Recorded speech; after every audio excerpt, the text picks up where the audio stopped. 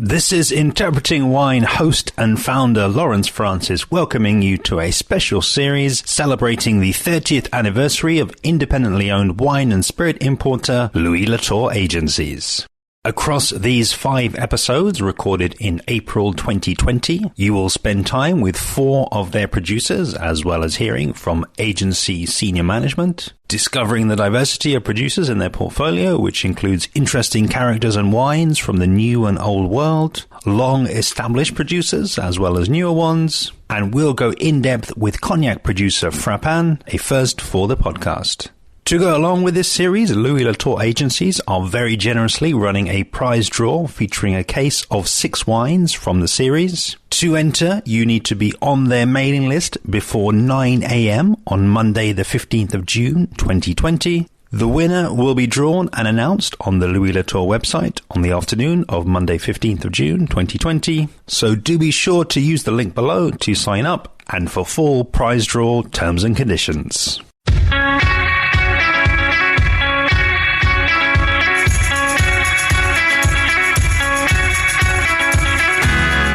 Today's episode of the Louis Latour Agency's 30th anniversary series features Steve Smith, M.W. of projects Smith and Sheth and Pyramid Valley.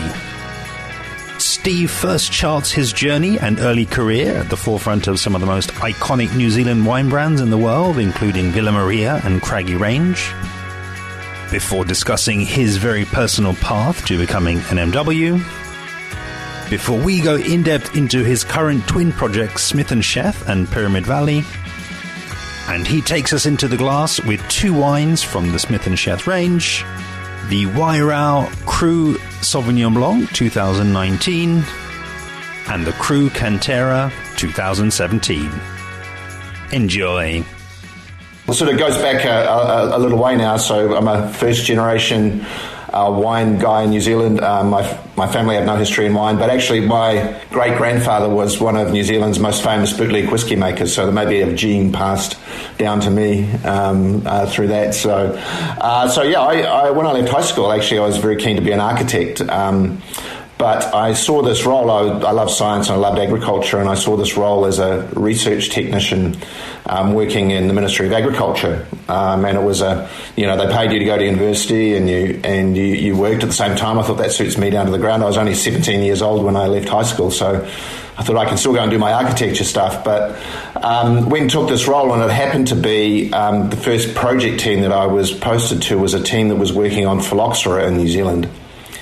And that had just started to become a problem in the vineyards here. So I didn't know anything about viticulture. I didn't know anything about that, but got posted to that team and just sort of fell in love with this relationship between what happens in a vineyard and the relationship between wine and land, the community of wine, the people that are involved in wine. You get an amazingly diverse group of people. Even though I was working in the research area, it was quite narrow, but I could get a very, very good sense of that. And then I moved on to full-time research, and I guess there's two big things that happened there. One is I worked with a guy called Richard Smart. I was his research technician. He's one of the world's greatest academic viticulturalists, and I worked with him for 6 years. It was like doing a PhD every day.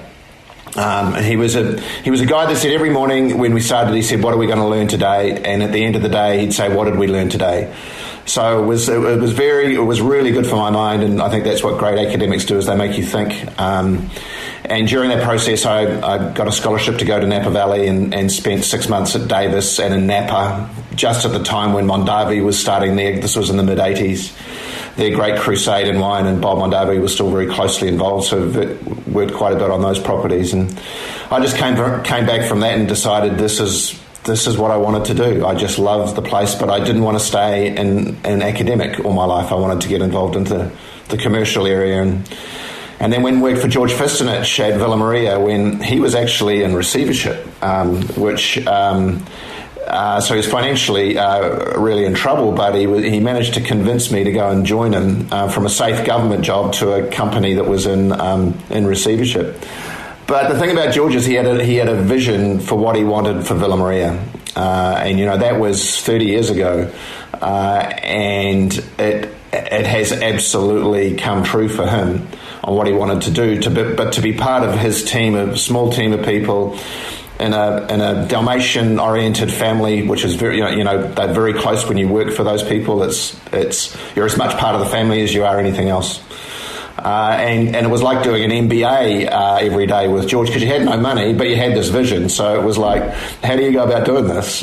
So those are the two things that really framed what I wanted to get into it, and it was a big reason for me doing my Master in Wine in '96. It's great, it's great to hear, two mentors and two people that have pulled you along and pulled you in different directions by the sounds of it, different personalities, and and I think having the opportunity to work abroad and as you say, kind of bring these back together. I mean, you hinted at that, so it feels like, please do carry on and talk about, I guess, the Master of Wine experience. Potentially that was then, maybe that was the experience that kind of laid the groundwork and maybe laid some of the, I guess, curiosity around doing that program and kind of academic curiosity to really kind of going to another level.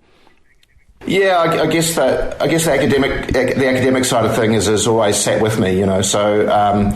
And I really wanted to have a great career in wine, but I wanted to, I was a specialised viticulturalist, and in the 90s, people used to think of viticultural people as people that basically wore gumboots and drove tractors and worked in the vineyards every day. Well, that wasn't me, and I wanted to.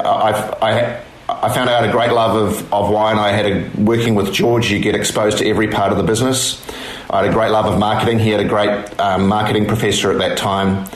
And I love the entrepreneurial feel of a business like Villa Maria. So I thought I really want to make wine a career for me from a business point of view. How am I going to do that? And I tossed up the idea of doing an MBA and an M.W.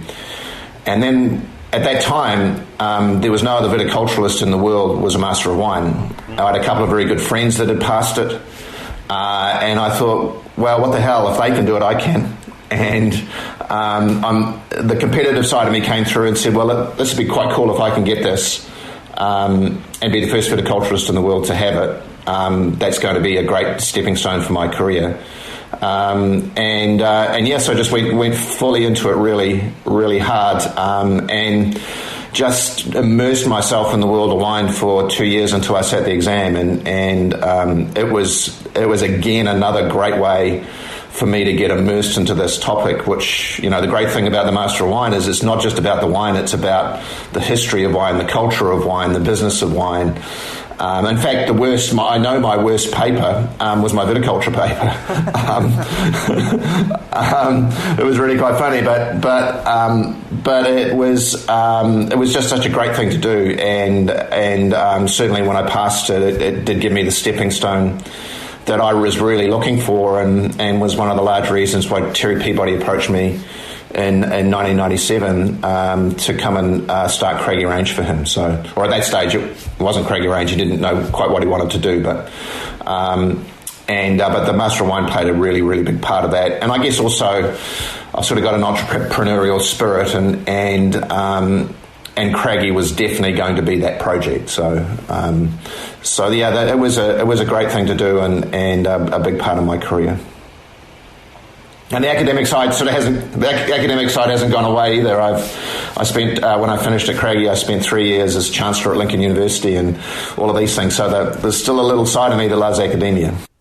I have actually on the podcast. I have produced a series with Masters of Wine, where I did sort of 5 different Masters of Wine, kind of one after the other, really, and really proud of that because of the feedback that I've gotten, and I think it's something that people, I think students and just people who are interested in wine and people who are working in the wine industry and they don't necessarily always get to spend that time, that sort of one-to-one time. So I just wonder, if you might, I mean, obviously given us a relatively high level view there about the sort of immersion, and that maybe that you are naturally drawn to academia and those sorts of things. And I just wonder if you wouldn't mind just, for a couple of minutes, just sort of reflecting a bit on, what might be some of the things that you did, that led to you successfully passing, that you think, okay, that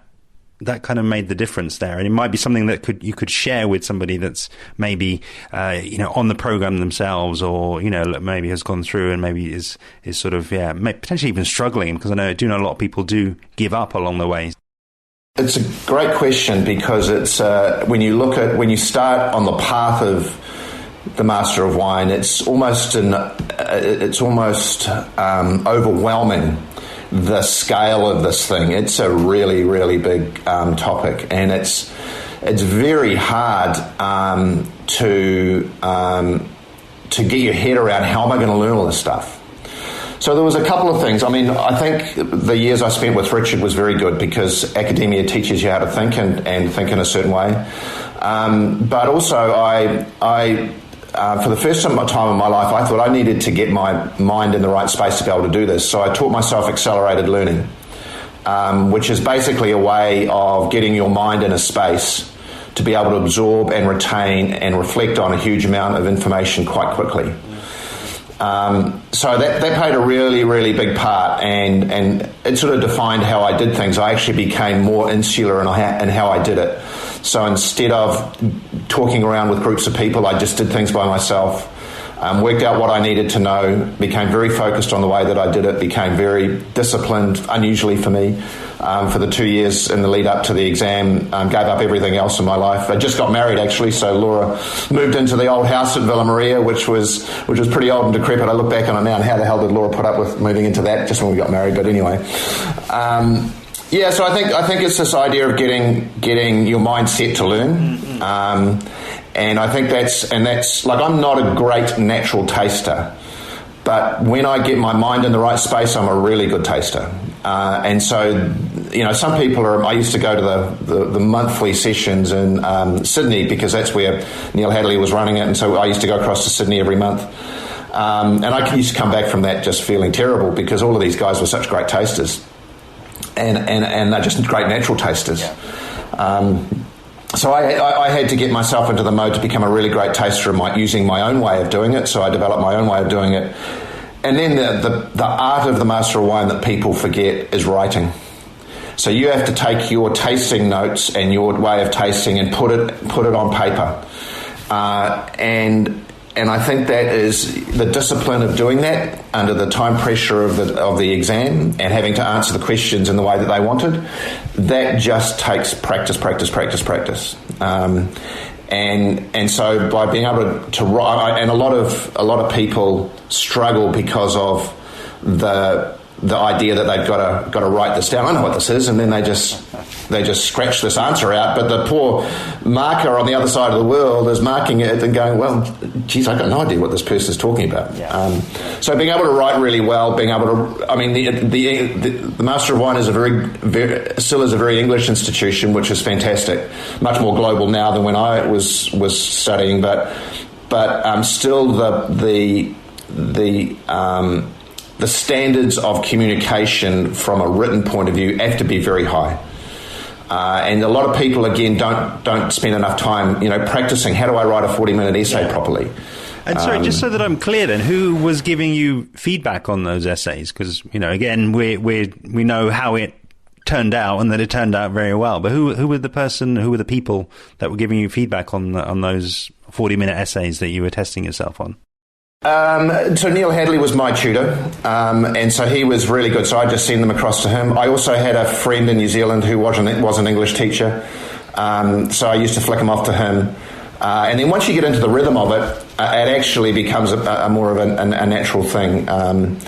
So yeah, I think those things are really important. But the whole, it made me realise how powerful the mind was when you can get your mind into this sort of, because actually I went through the exam in 18 months and then sat it and passed it. So that's simply because, not because I'm a super smart guy or a great taster, but it's simply, I think, because of discipline, and I got my mind in the right space to be able to do it. And I love the subject, you know. You got to love the subject to be able to do it. So I think there is definitely something to be said for just the phrase that I kind of throw around quite a lot is kind of stay in your lane. You know, if you actually do just cut out a lot of the other things around you, you know, I think we are all capable of doing, not to say anything, but you know, if you kind of, I think, examine what are you doing with the hours, you know, the sort of those 3 hours that you're watching the football, or you're wasting, you know, in the big scheme of things, and just for it's not forever, is it? It's I became very boring for a year, and my golf game turned to shit. So it's better now then. No, it's not that much better actually, because I'm still keep doing other stuff. Every year I sit down and go, got to get this right. I got to find time. You lost the excuse though. I can't make the excuse now. Yeah. Oh, brilliant. Oh, that's really great. And as I say, I think, you know, that again, I think it really, for me, it sits alongside. I mean, the example I really springs to mind is the one from Sarah Jane Evans, you know, where she mentioned her husband sort of setting up this tasting. Yeah, Laura used to do the same thing. and that I think is great. I love that story. I love your story as well. But I think it's great when you can get the friends and family involved. And I think this even goes for something like the diploma as well. I know that there are certain sort of kits that you can buy, and I know somebody who sells those and lets your friends and lets your parents or your loved ones or your partner, whoever, actually get involved, you know, and actually do the scoring part, and can be like, you got that one right or that one's wrong, and you know, be involved. And it's not just sort of that person going off into a room for 18 months and sort of disappearing. So there's a couple of interesting things as well. I mean, the art and the master of wine, particularly with the tasting, is even if you don't get the wine right, you've got to give the examiner a chance to show that you got close.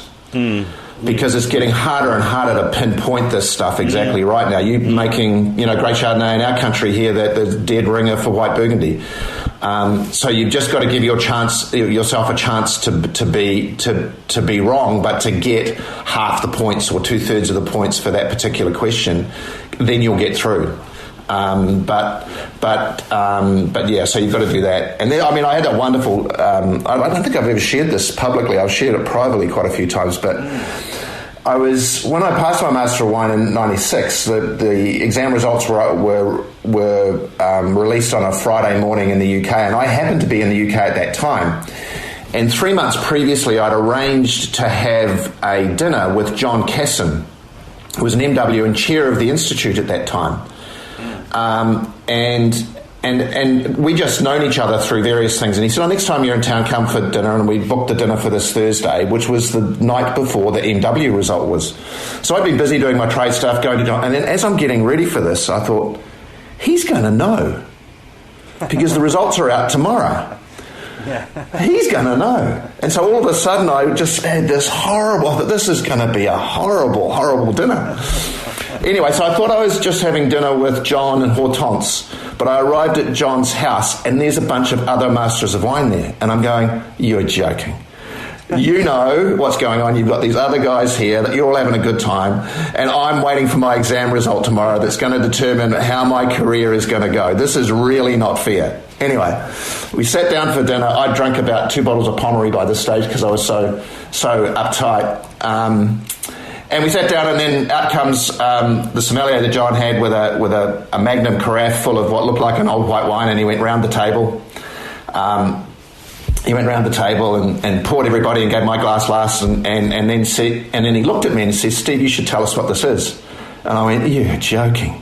There's all of these masters of wine, and you put me on the spot, right? No pressure. And I'd had 2 bottles of Pommery, so, you know, it was like, what am I going to do here? I said, John, look, it's Burgundy, and it's old and it's great. That's as close as I'm going to get.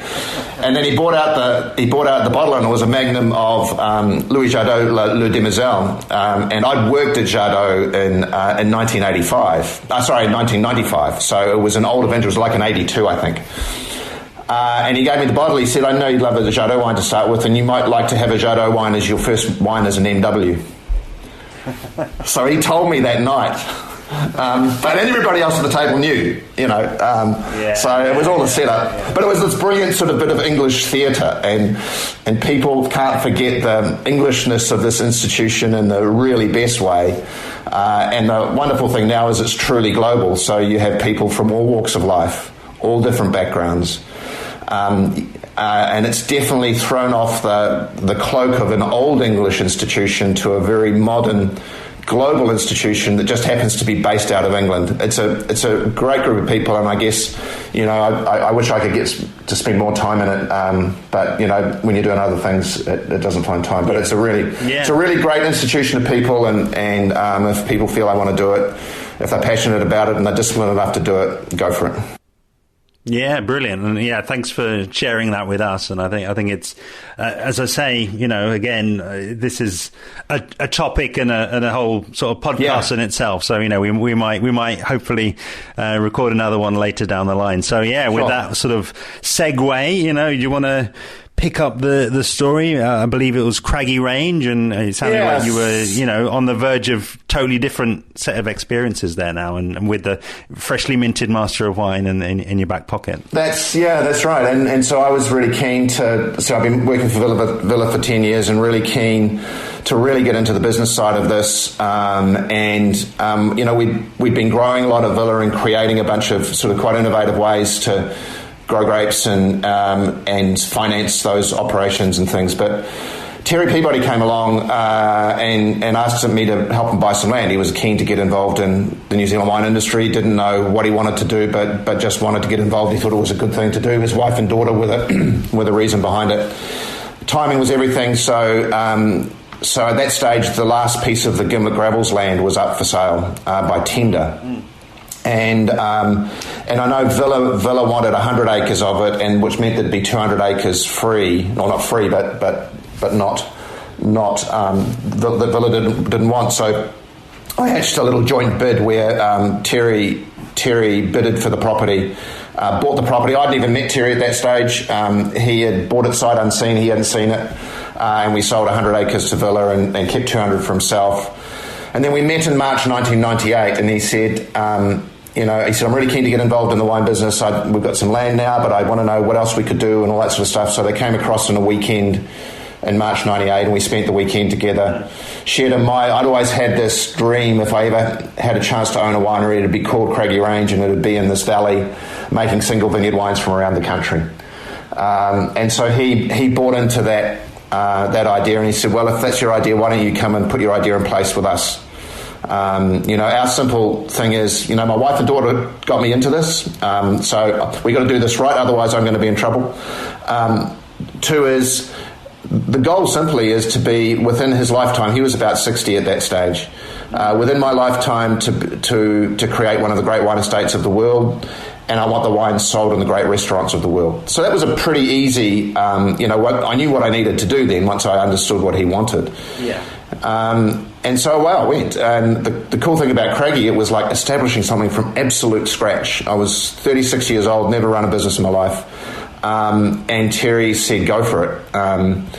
And so all of the stuff that I'd soaked up over the previous sort of 15 years came to fruition at Craggy, with the creation of the brand, the creation of the proposition for the business.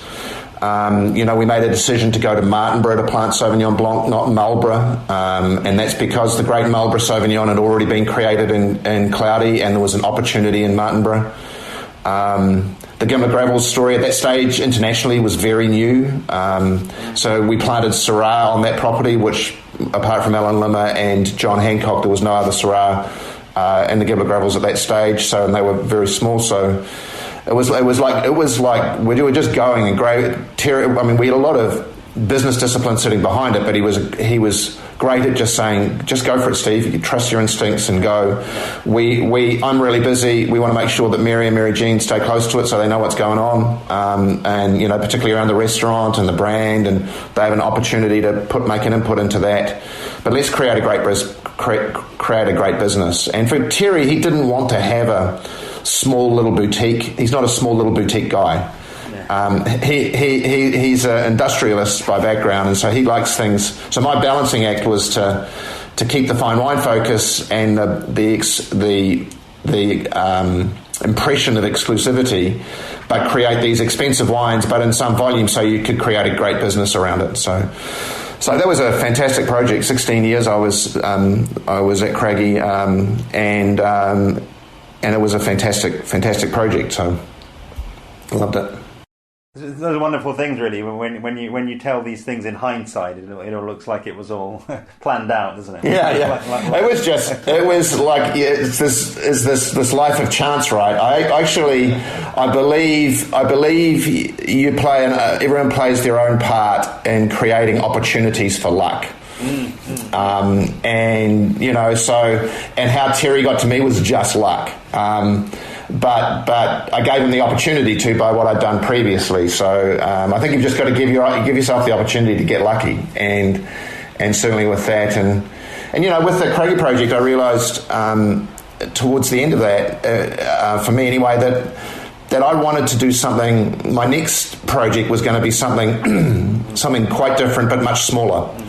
And that's just because and also I guess I'm entrepreneurial in the way that I think, so I had another project in my head anyway, so I wanted to do something else, and so that sort of I didn't know what it was, but that sort of leant into the relationship with Brian Sheth that I first met Brian in 2012. We only spent a very short amount of time together, but he's about 12 years younger than me.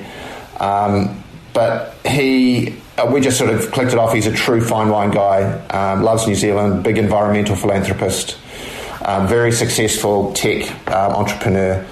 And so when we crossed paths, he wanted to do something quite small and discreet and just all high end in terms of the approach, and didn't have the scale ambitions that Craggy had. So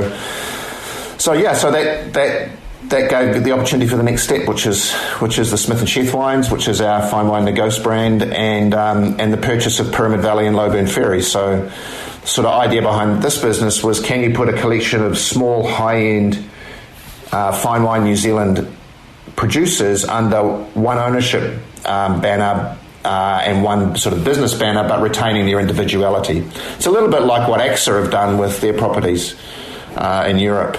And that's a model that's worked very well for them. So that was the idea. We've been thinking about a lot as we started this business. So what is our real reason for existence, and as a business and a brand, and also what are the sort of values that we want to sit under? And so there's been all sorts of interesting debates around terroir, around winemakers saying they do nothing to make the wine. The natural wine movement, I mean, there's no such thing as a natural wine. Wine does not occur in nature. So it just doesn't happen. All wine is a process that humans have found a way to corral and influence to make a beverage that gives them pleasure. That's all wine is. It's not actually present in nature. Yeah. And so I've always thought of wine as this link between the natural. It's the greatest product that links back to a piece of land, probably. And it is a great link between the natural world and the human world, because wine is a reflection of someone's interpretation of a vineyard in a place.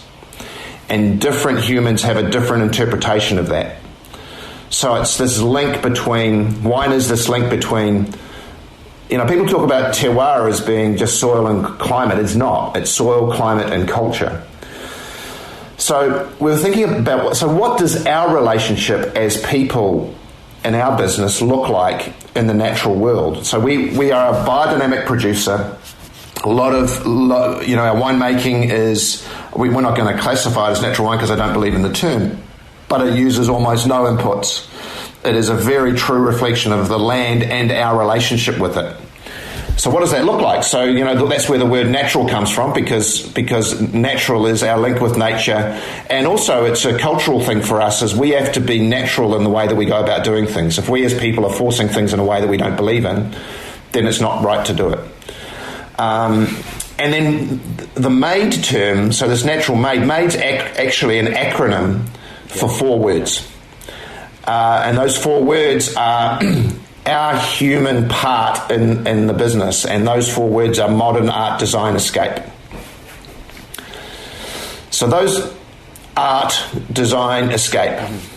So those are the human values that we bring to this relationship with the natural world. So what that does is defines things. Is we're not going to be old-fashioned. We're going to be modern, and we're even looking at what does biodynamics 2.0 look like. We've only really seen biodynamics 1.0 with Steiner's stuff. What does 2.0 look like when you've got so much more information in front of you now?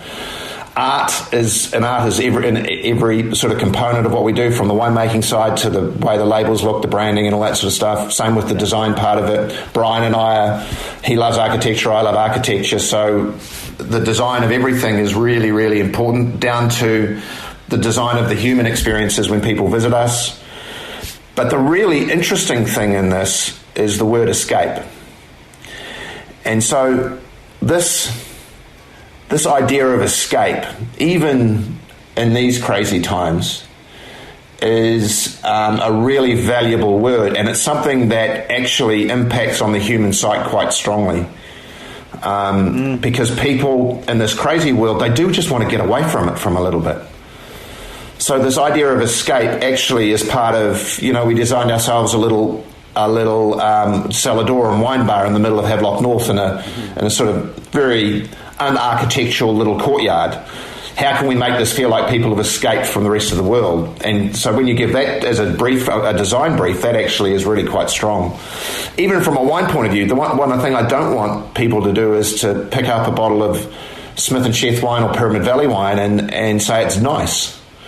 I'd rather them go, wow, that's interesting. So it takes them to another world. It takes them to another place. So that's about the personality of the wine. So this is really, and that natural M.A.D.E term has become part of everything that we do.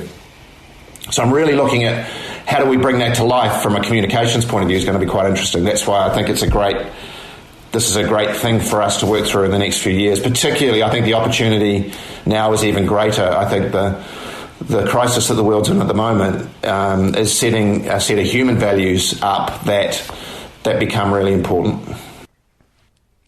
I'm really fascinated about so much of what you've just said there, because I think there's so many ideas, and I think I'm really enjoying hearing you speak, because you're obviously bringing together the kind of the academic, the pragmatic, talking about the architecture, and just that again that word escape, and I think again this is another one of those sort of segues that I'm sure we could take, and we could be sort of exploring for sort of all day. And again, it's hopefully a future episode. But I think what would be really interesting for me, and what would be really interesting for the listener now, is to kind of almost ground a lot of those ideas and a lot of those theories in what we all love, really, in the wine and in the glass, and I think where I would sort of invite you to take us is to, through these 2 wines, is just, to talk about how they illustrate really all of what you've said there. And I think that will naturally lead into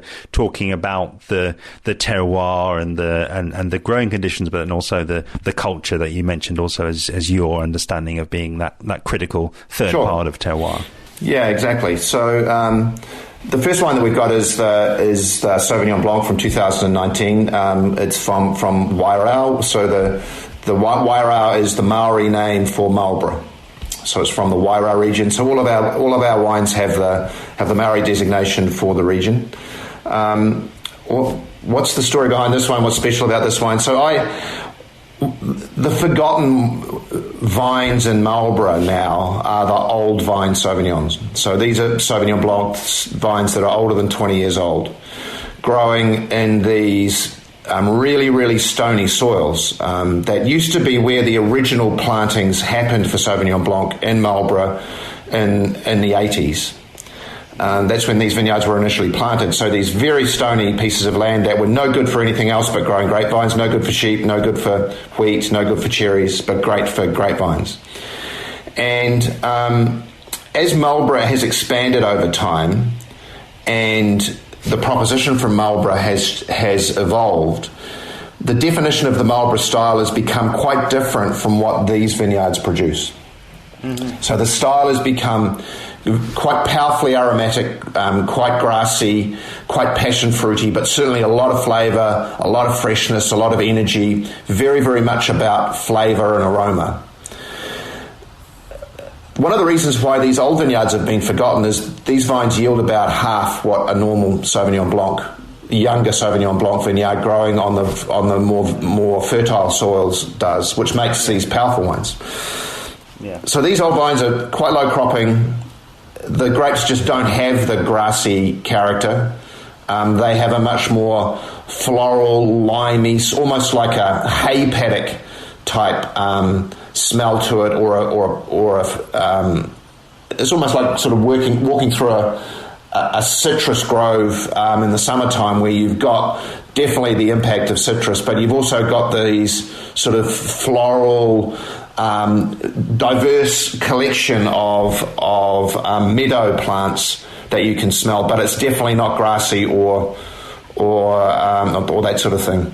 And you sort of also get a hint of this. You get a hint of this stone character when the wine's been in the glass for a little bit of time. You get a hint of this stone character, which comes from these really stony vineyards.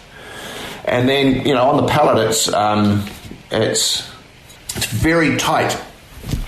So it's got this lovely, it's got flavour, but again, it's not grassy primary fruit character. It's got these citrus pith characters, this long, dry finish, almost quite salivating character, because there's no sweetness of fruit at the end of it.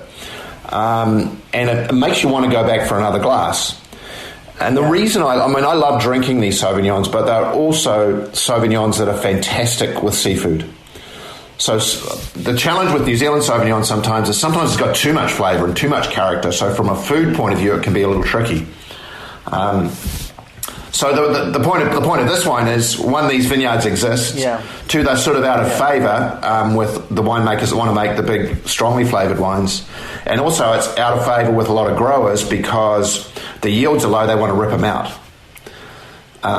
So for us it's like, no, that's exactly what we want. So we pay significantly more for the fruit, for the to stay in. And then, so we made that wine almost exclusively from these vineyards around Renwick Township through until 2018, when we also found another great site up in the hills above the Wairau Valley, which is a valley to the south of Marlborough. So this is very unusual to find Sauvignon Blanc growing on these clay hillsides, and it was a biodynamic property owned by Sam Weaver that makes the Churton brand. So Sam and I have known each other for quite a long time. In fact, he helped us make the first wines at Craggy, actually. And so we decided that we'd buy some Sauvignon from him, from his biodynamic vineyard. So in any given vintage, between 15 and 25% of the blend is made up of fruit from that vineyard as well. So these two quite different, like both of those vineyards are unusual from a Marlborough Sauvignon story, but they're both great vineyards, and to me they produce a wine that has got sort of distinction. And it feels like it's a serious glass of wine rather than just being a flavoursome glass of wine. And it's not because of fancy winemaking. There's no fancy winemaking in here. It's just brought into the winery. Sam's parcel is wild fermented in some barrels. The rest is just uses simple inoculated yeast. The wines stay on lees for 3 or 4 months after harvest without sulphur, so that it adds to the character and builds some of the depth. But a lot of it's just a really great reflection of these two quite unique vineyards. I love the description, and I think again, it really for me, I keep going back to the word escape. I think that's for me, and it's come up already in the series. I just think that's the thing that wine does for me that nothing else does. It is literally, close your eyes, really be transported. Allow yourself to be transported in geography, in time, and I think this is a really. It's a real standout. It's really kind of got my attention, I think, because there is all of what you've said there. I completely agree with, but I think there is still something there that's very much New Zealand, isn't there? There is still something kind of recognizable, and it's familiar. It will feel familiar to anybody I think that has that, and it would be recognizable. But the first thing I did did taste it before we sort of came on air, and I think it was definitely that minerality that I absolutely love. It was so present, and then just hearing you talk there, and I like to, where I can, kind of condense and distill and boil things down into a couple of words. And I've written down here, not easy. Not easy. Not to say that it's a challenging wine, but I think it's not sort of as easy and not as sort of obvious really as maybe some of the Sauvignons that people listening might be used to trying. It's just refined, it's elegant, it's kind of multi-layered, and I can totally get the seafood comparison, because I totally love when you get that mineral complex finish. It's really, really gorgeous wine. We see it. Well, it's interesting. There's two reasons for that. One is that very stony vineyard. The scientists can't understand how you can get that stony vineyard and you get a stony character or mineral. It just happens. You can see it, and I don't know why, but you definitely see it. But the other interesting thing is that biodynamics. So I'm a scientist, so my original thoughts about biodynamics were sort of tainted by science. But as I've grown up with it, and certainly with our experiences at Pyramid, I actually have a much higher respect for biodynamics in a way than organics, because it's an entire system approach. But that's another podcast in itself. But we're racking them up now. But the interesting thing about Sam's, we're racking them up. But the interesting thing about Sam's vineyard, and also what we see at Pyramid on these biodynamic properties, is you get a sense of salinity in the wine. There's a saline character that those biodynamic vineyards tend to give you, and I don't know why. And I think I sort of see a slightly saline or sort of mineral salt character at the end of that wine, which a lot of that comes from the influence of that biodynamic property. And so that's another interesting thing. I mean, one of the amazing things about I think the greatest advances that are going to happen in wine in the next 20 years are going to be related to the impact that the microbiology of a vineyard and winery can have on wines that are made with natural ferments. And so this must be a microbiological thing. It can't be anything else. I don't know. So it's really quite interesting. So I think it's like I sort of describe it as Sauvignon for grown-ups. Yeah. It's like it's definitely a grown-up wine. Like you said before, it's not easy. That's because when you smell and taste, you start thinking. You don't just, this is nice, I'm going to have a nice drink of it. You go, well, that's interesting. What's that? And it engages your brain a little bit.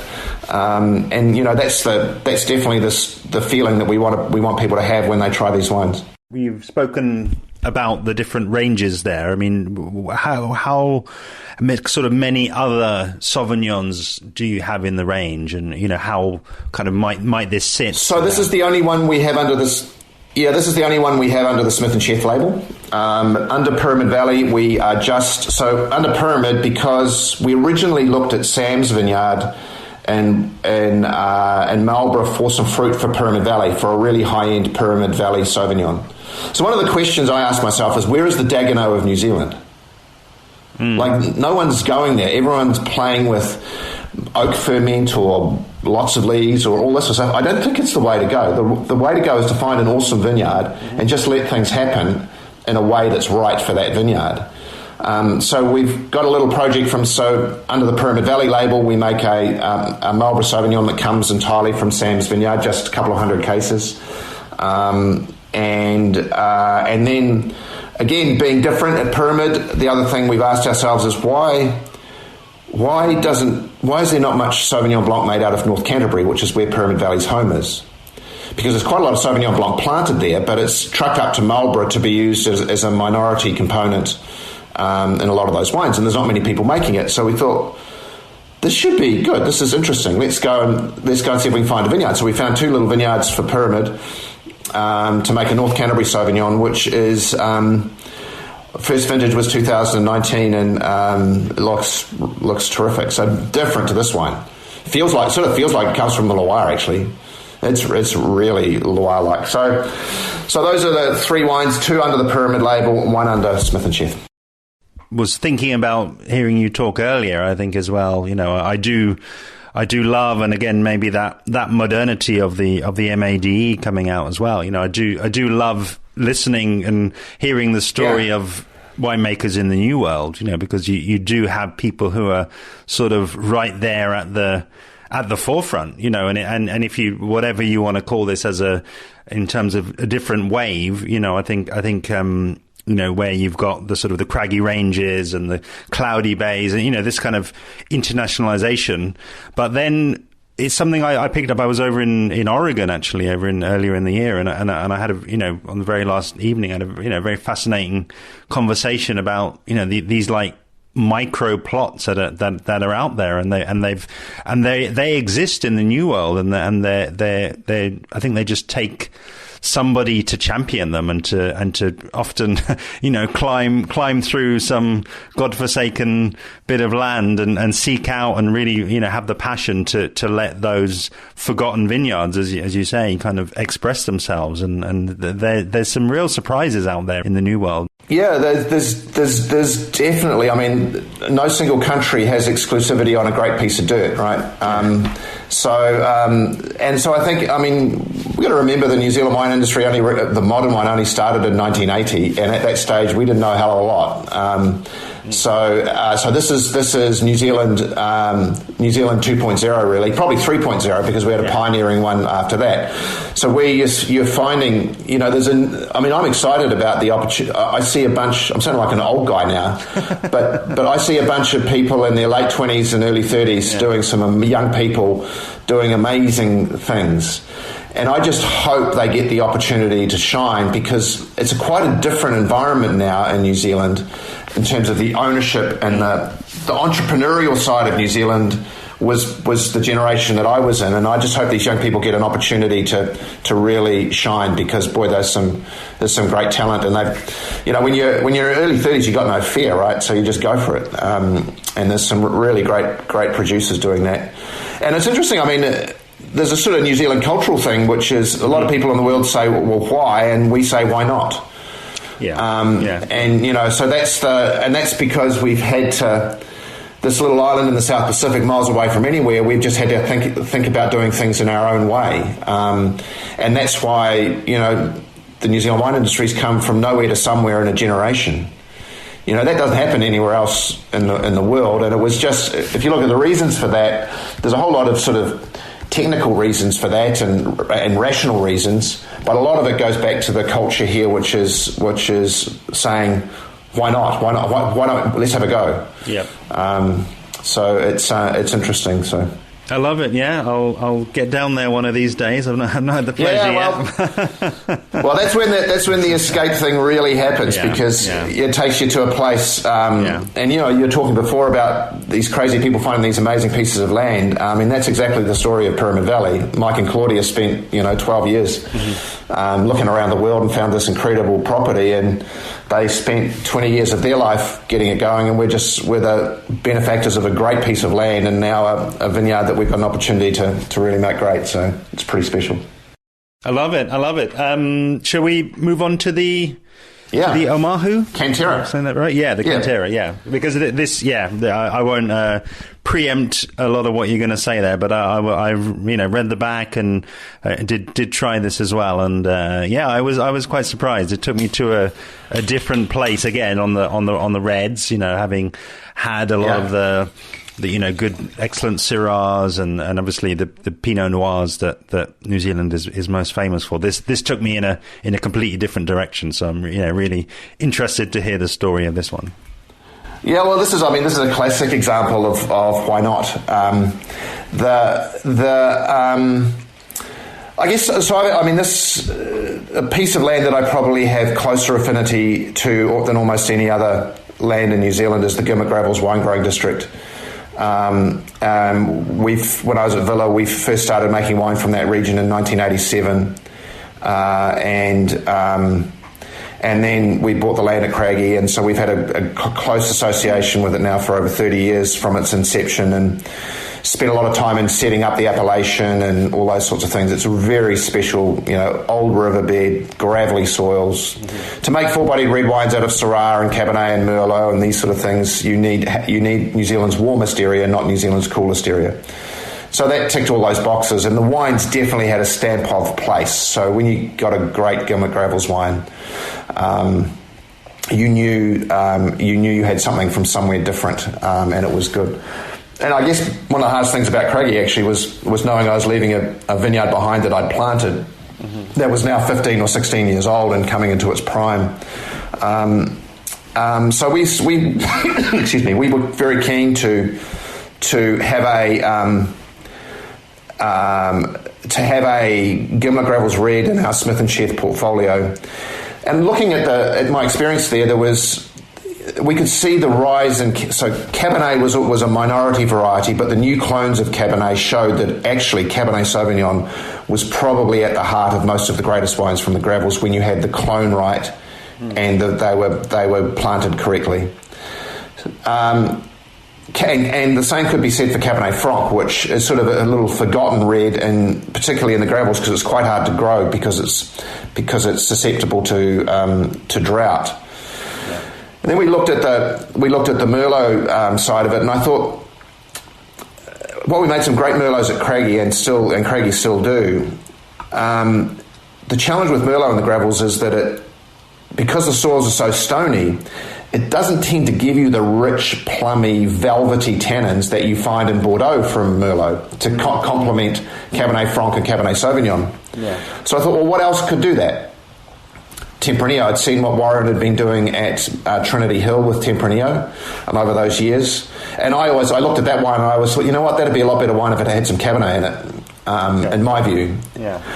And so basically I thought, let's have a go. Let's have a shot at making a Cabernet Tempranillo Cabernet Franc blend. Of course, Cabernet Tempranillo blends are very well known in Spain, and certainly up into the Ribera del Duero area and Rioja. So it's not as if Cabernet and Tempranillo are cousins that haven't been together before. They are definitely known to go well together.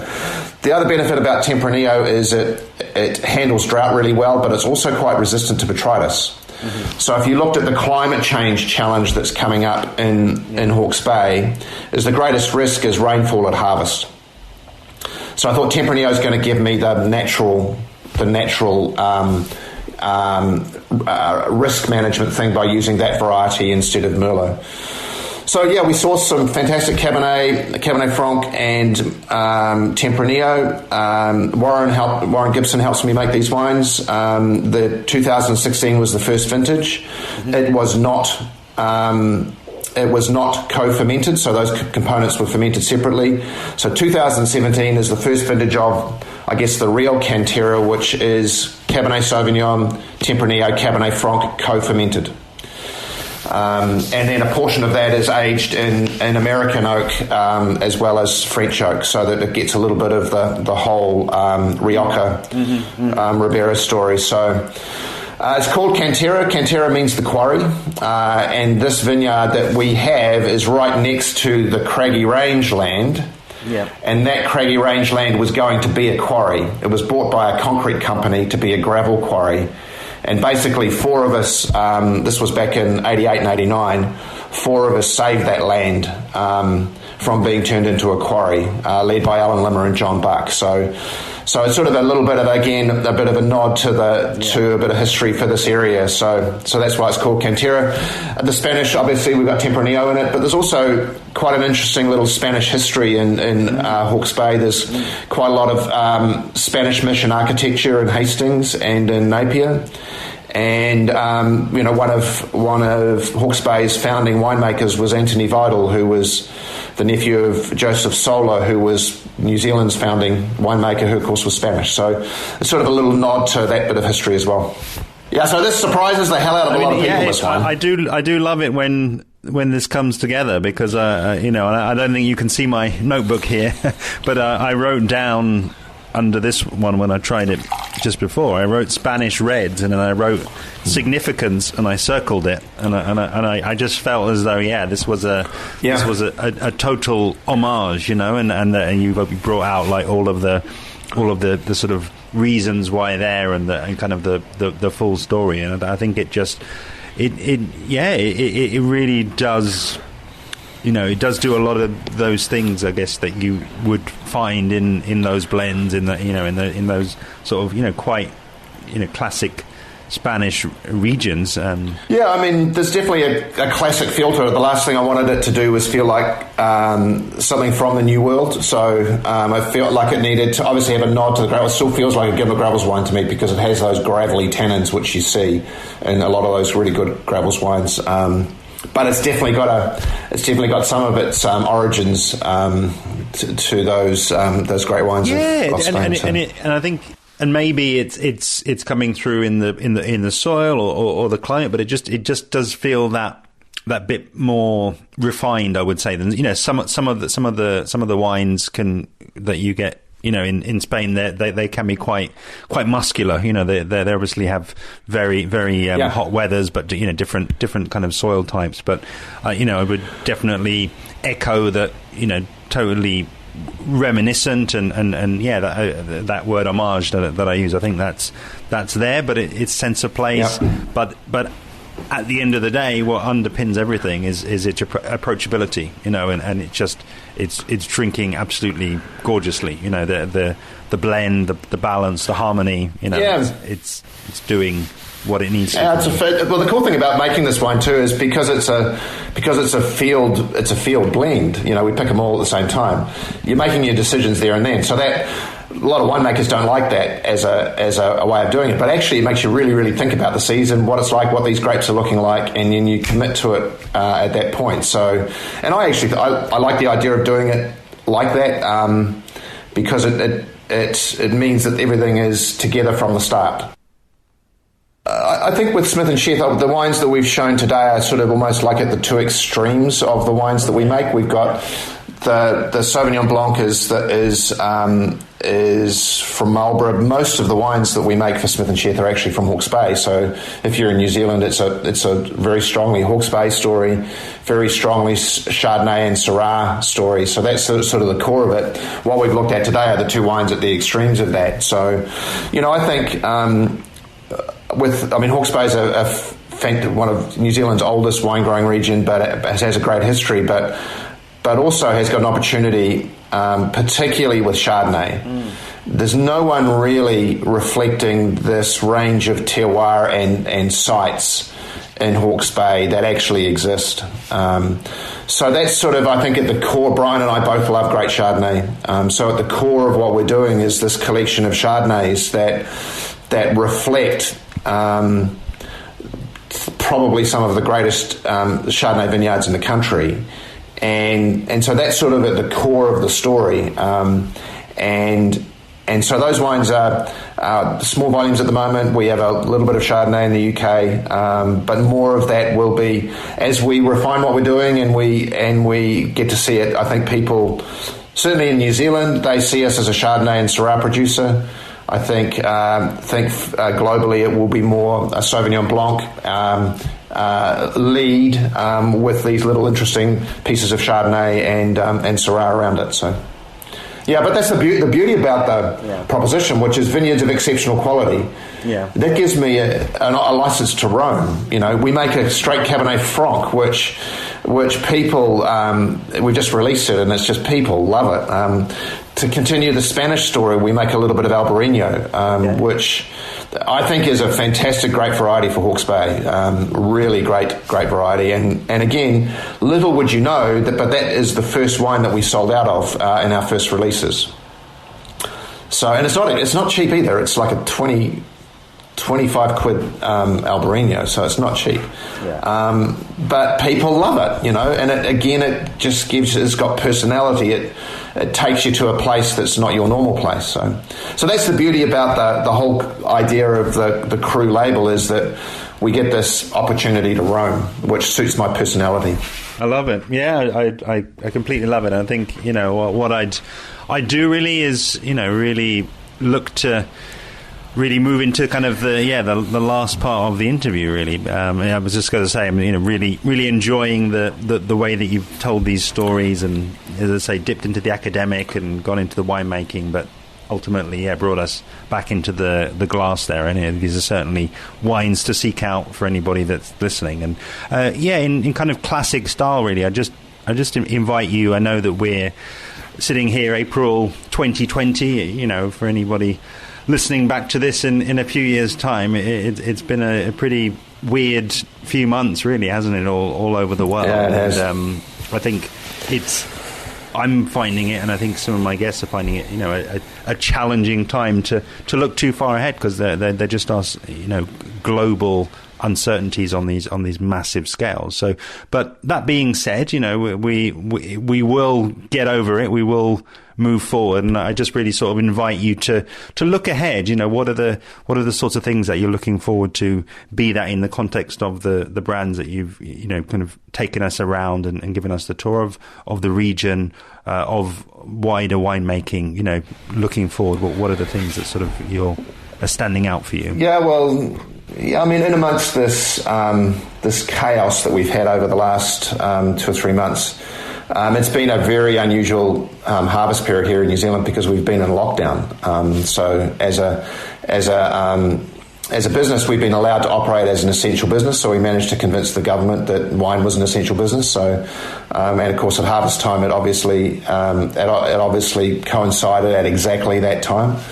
So that's created significant challenges in terms of how we run harvest. You know, we're making wine in 7 different locations around the country at the moment, and I've been grounded. I normally spend my time racing around vineyards and talking to our winemaking partners and to the guys at Pyramid and my winemaking team, creating chaos essentially. But we made a decision early on that the best thing for me to do is actually be grounded and actually go as I'm needed, where I'm needed, go there, because that's the best thing to do, and it's the right thing for the whole. We want to kick this thing out, this COVID. So the amazing thing is two things I've realised. One is we've had an amazing vintage. So from a weather point of view and everything, it's been incredible. So that hasn't been a big issue for us.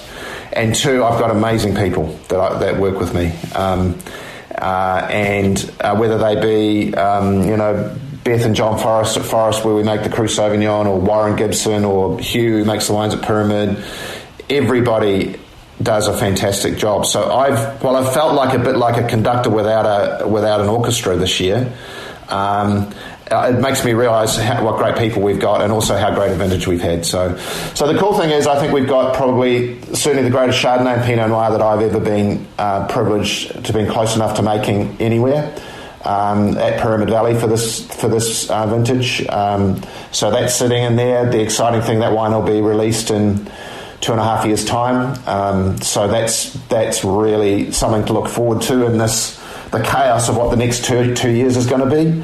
To know that you've got something really incredible to plan for in 2 years' time is really, really important. And the other wines we have in the stable, you know, we've got some fantastic wines sitting in the cellar. So what we know we've got is some great wines to take to the market over the next 2.5 years. Some great partners around the world now. You know, it's great to be back with the guys at Latour, and it's going to be, you know, fantastic as we come out of this to work with them in the UK. So that's great. I think it's going to be a very challenging time, certainly the next 12 to 18 months. There's no doubt about that. Certainly for new brands and fine wine producers together, I think that's going to be quite challenging. But you've got to keep your eye on what the long-term game is. And I think our idea, which is to be recognised as some of the best Chardonnay, Pinot Noir and Sauvignon producers in the world, that opportunity still exists. And I think the opportunity for genuine cool climate Pinot from the New World exists as Burgundy has its challenges with climate change. As the really expensive wines get more expensive, it opens up a little niche in that, and I talk about in that sort of 40 to 100 pound area in the market, that it's going to be hard for them to fulfill in a way that we could probably do it. So that's what the opportunity is, and it's our whole focus is showing people that these wines deserve to be on the same table. Thank you so much, Steve. It was an absolute pleasure hearing your story. Genuinely very happy to get that exclusive MW story from you, and I hope there'll be many other appearances on the podcast in the future. Do see below for details of the 2 wines tasted, as well as links to the information pages on the Louis Latour Agency's website. Also below are details of the Smith & Sheth and Pyramid Valley websites. And of course, don't miss the link below that to sign up for the Louis Latour Agency's mailing list to be in with a chance of winning that special 6-pack of wines from the series. If you would like to know more about subscribing to Interpreting Wine, or indeed sponsoring a series of your own, do head to interpretingwine.com. And as ever, to learn more about the upcoming episodes of this series, or to let me know what you've thought of the series so far, do please find me on social media, where I'm at Interpreting Wine on Instagram and Facebook, at Wine Podcast on Twitter, and email hello@interpretingwine.com. See you next time.